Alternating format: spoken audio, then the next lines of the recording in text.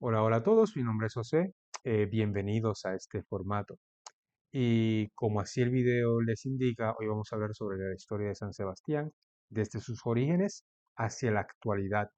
Y vamos a hablar sobre sus temas sociales, culturales y económicos.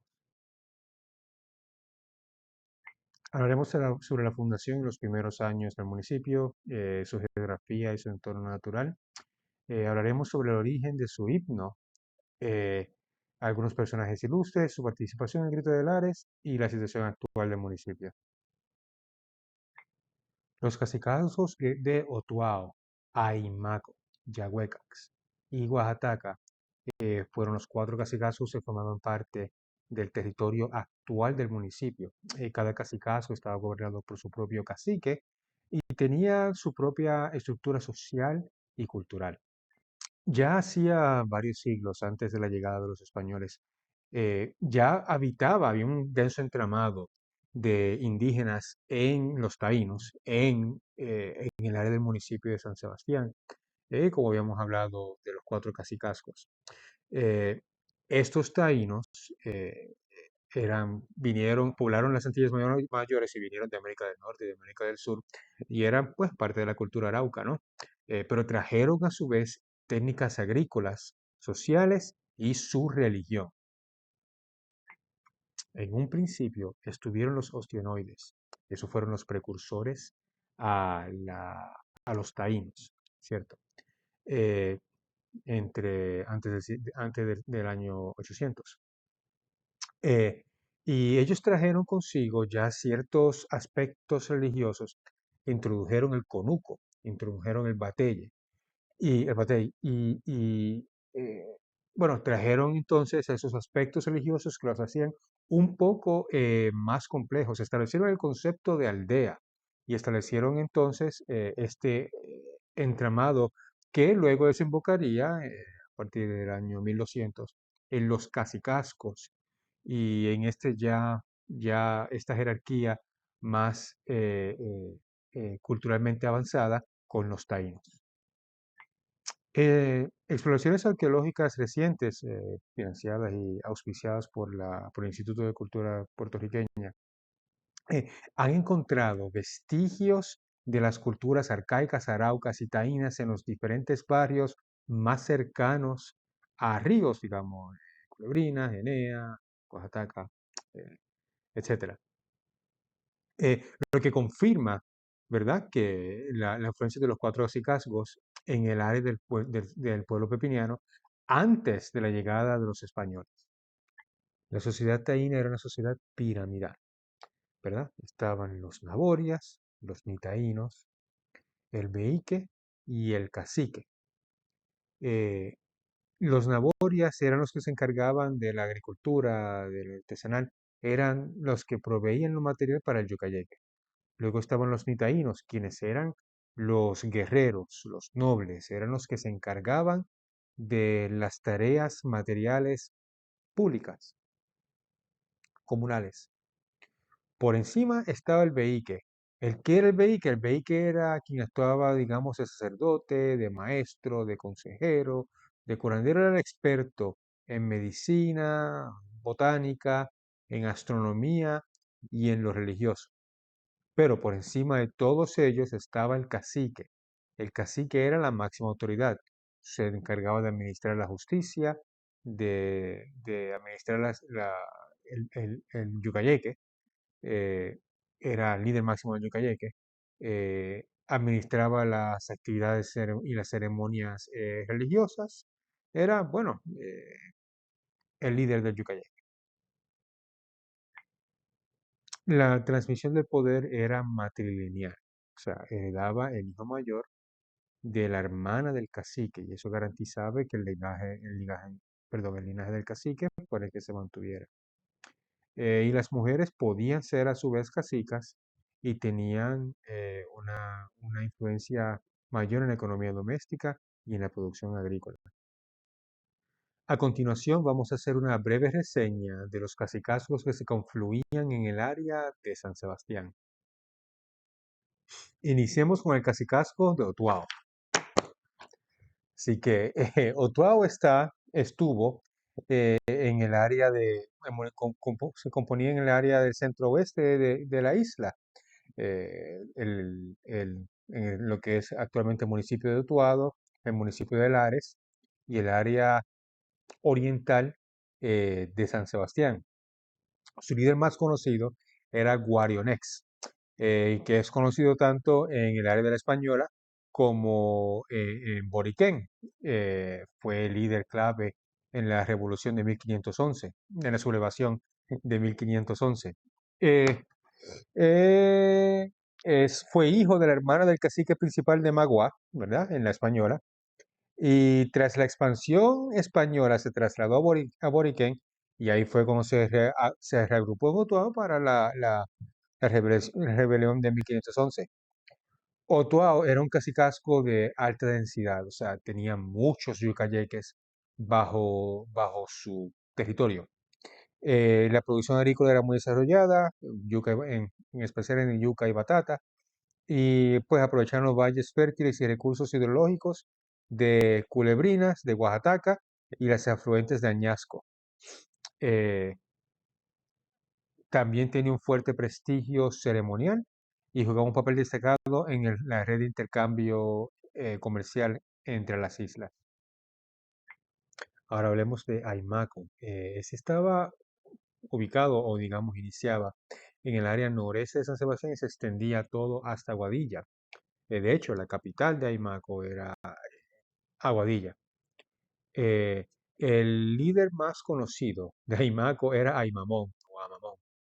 Eh, y Aymamón se le conoce por su espíritu combativo.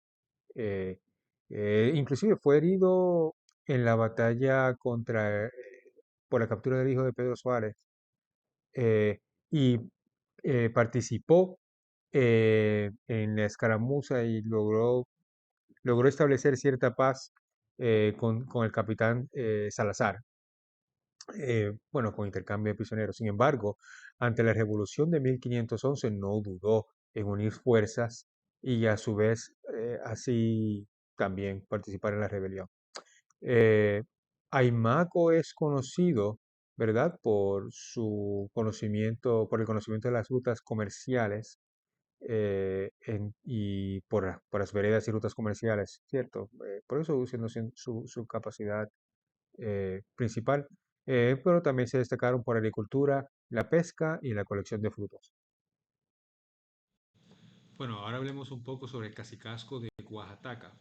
Se ubica en el noroeste, comprendiendo áreas de los actuales municipios de Isabela, Quebradillas, Camuy y el norte de San Sebastián.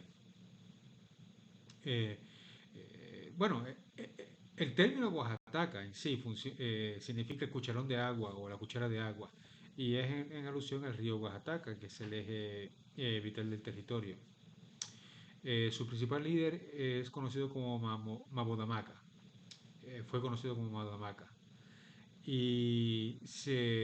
Bueno, su nombre ha sido inmortalizado en diferentes calles y diferentes obras a su nombre. Eh, el cacicazgo en sí tiene una economía mixta, con énfasis en la agricultura adaptada a las características cársticas y la pesca en ríos y la costa atlántica cercana. Había numerosas cuevas y mogotes que no solo facilitaba la defensa y el almacenamiento, sino que dotaba al área de profundas connotaciones religiosas y místicas.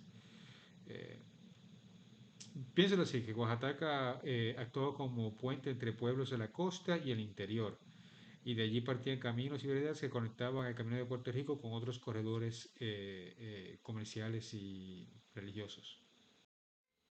Bien, ahora hablemos de el cacicazgo de Yahuecax.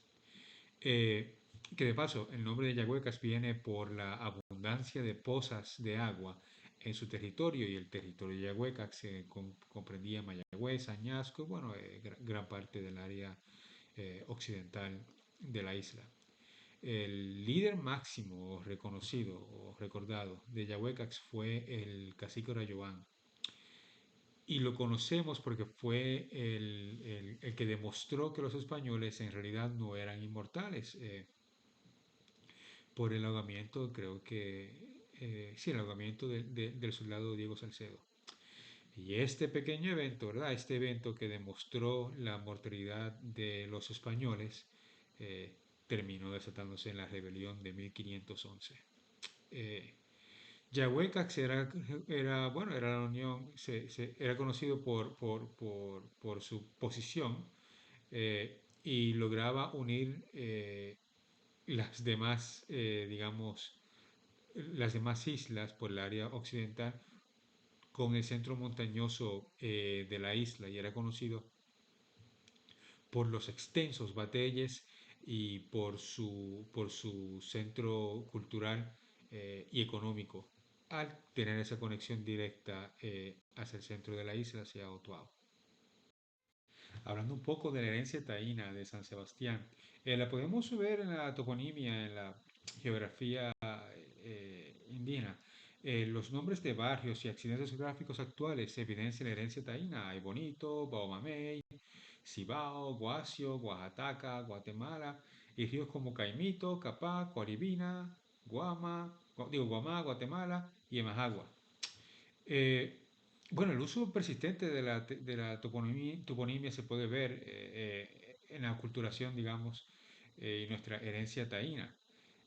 Los mogotes o pepinos, que son las colinas kársticas que caracterizan la geografía local, han dado el nombre al municipio, el municipio San Sebastián del Pepino, y destaca la integración de la cosmovisión y nomenclatura indígena a la identidad local. Recordemos, cierto, que San Sebastián del Pepino, estaba en el centro de lo que se llama el Camino de Puerto Rico. ¿Qué es el Camino de Puerto Rico? Bueno, el Camino de Puerto Rico era lo que conectaba eh, todas las áreas montañosas de San Sebastián, de Puerto Rico con las costas. Y eso permitía el paso de personas, permitía el comercio de bienes, el trueque, permitía una integración cultural de todos los cacicascos. Y el centro, y San Sebastián ciertamente era un centro para la conexión de todos ellos por la proximidad entre Otuao y los cacicascos de la costa. Eh, Exploraciones arqueológicas han dado pie a la recuperación de objetos líticos, cerámica y artefactos en los principales barrios ribereños y en las cuevas cercanas a los pepinos. O sea, entiéndase, es que debido a la topografía kárstica del municipio, y por los mogotes y por todo esto, y por la conexión entre los grandes afluentes de todos los demás ríos que tenemos en el área, se han encontrado que en los ríos y en las cuevas se han encontrado muchos artefactos que prueban la alta incidencia taína en el área. Eh, y si bien los centros ceremoniales no eran parte del centro de San Sebastián, se entiende por aquello del Camino de Puerto Rico que habría gran influencia taína en el área. A pesar del colapso demográfico tras la conquista, ya sea por trabajo forzado, enfermedades y guerras, parte de la población indígena sobrevivió en las montañas, contribuyendo decisivamente al mestizaje físico, cultural y simbólico posterior. Vestigios de costumbres taínas perviven en las formas de vida campesina tradicional. El uso del bohío, la hamaca, la canoa, técnicas agrícolas del conuco, el consumo de casabe, costumbres recreativas y ciertas prácticas espirituales significadas en el folclore y la religiosidad popular. Recordemos que España practicaba lo que se conoce como imperio, no era un imperialismo. Eh, ¿Qué significa esto? Bueno, que por política, digamos, de la misma, de los reyes católicos, de política de la corona, eh, al venir los españoles, lo que se buscaba era la integración el casamiento, el mestizaje con la cultura local, por aquello de que al tener el pensamiento era que al tener una cultura local, digamos, al unir con la cultura local al español, ya nuestra descendencia o digamos la descendencia española ya tendría un arraigo mayoritario dentro de la isla. Por eso se dio tanto el mestizaje, porque el español venía con la idea de establecer centros, de establecerse en las Indias. No era lo mismo que se practicó, que practicaron otras coronas que buscaban la exterminación del pueblo al que conquistaban. O podemos dar ejemplo, digamos en Nueva Zelanda, cuando los británicos vinieron y exterminaron la población local, o podemos dar ejemplos de la guerra británica indígena en la costa este continentales, ¿no? De los Estados Unidos continentales, que fueron unos conflictos directamente por aquello de que venían los europeos venían a tomar posesión de esa tierra. La corona española no tenía esa idea, la idea que tenía era la idea de mestizaje para que los ciudadanos, los que ya vivían acá, el criollo que nacía de esa unión, y bajo el reconocimiento de que las personas que vivían en las Indias eran súbditos de Castilla. Así era como la reina los reconocía y por lo tanto como súbditos, bueno, pues eran súbditos, eran súbditos de la corona, no se le podía librar esa batalla así. Así que eh, eso permitió que la cultura taína por lo menos persistiera a través de los criollos, los que nacimos, los mestizos, los que nacimos, pues después de esa unión. Eh, y eso lo vemos, ¿verdad?, con las prácticas que estamos tomando hoy en día. Y aunque no hay, ya no quedan taínos que fueron extintos por trabajo forzado, que fueron extintos por enfermedades y que fueron extintos por guerras locales, por lo menos los que se pudieron, nuestros antepasados, que pudieron unirse con los españoles, pues pudimos mantener parte de la cultura que la vemos hoy en día.